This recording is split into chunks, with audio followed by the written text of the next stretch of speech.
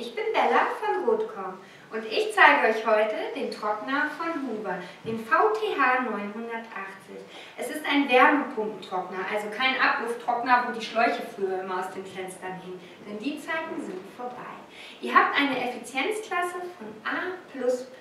Das bedeutet, ihr spart wirklich jede Menge Strom.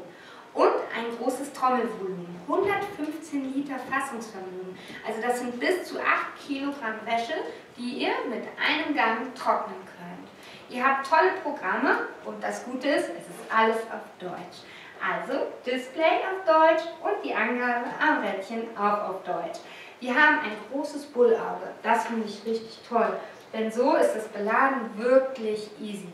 Und das Highlight, wie ich finde, ist der Behälter hier oben. Also hatte ich vorher noch nicht so gesehen und ich finde es richtig toll.